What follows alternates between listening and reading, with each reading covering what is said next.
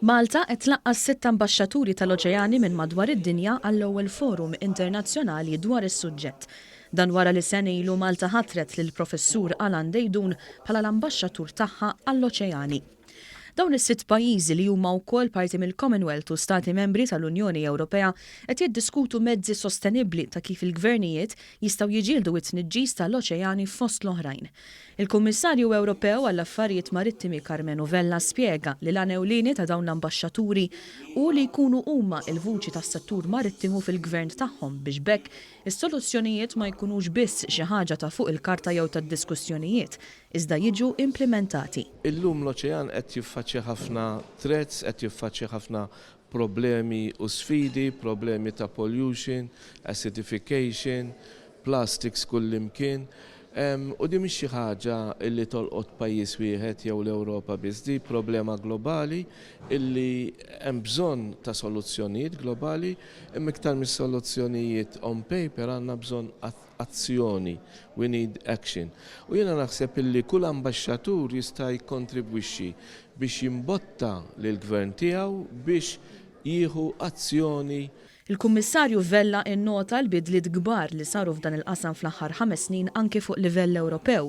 Il-kol bidliet li Malta kienet eżemplari u attiva fihom anke grazzi għal fatt li waqfet iċ-ċentru ta' eċċellenza tal-pajjiżi żgħar tal-Commonwealth biex tmexxi inizjattivi bħal dawn. La kienet għandna s-Sustainable Development Goals, la kienet hemm il-Paris Agreement.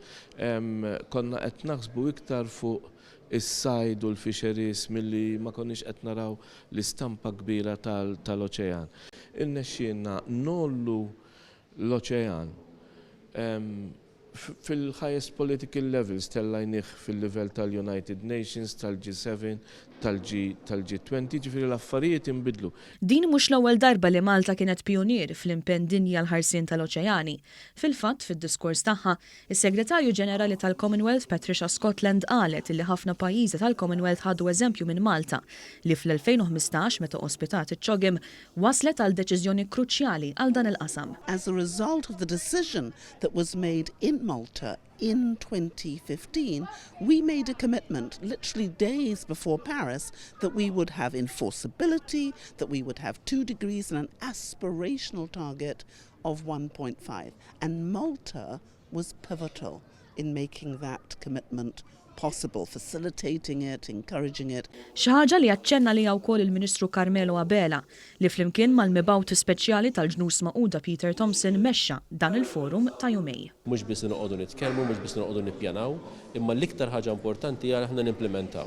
Da kollu ma jistgħux jagħmluh biss il-gvernijiet jew inkella min għandu xi tip ta' awtorità bħal dal-persuni li għandna għaw Malta, imma kull wieħed waħda minna nistgħu nagħmlu l-parti tagħna u anki l-kampanja li għaddejja bħalissa f'pajjiżna fuq il-plastik pereżempju li wkoll fuq livell Ewropew li aħna niddisponu mill-plastik b'mod tajjeb u kemm jista' jkun użaw inqas u inqas mill-plastik li finalment qed jinkwina anki l-oċeani tagħna.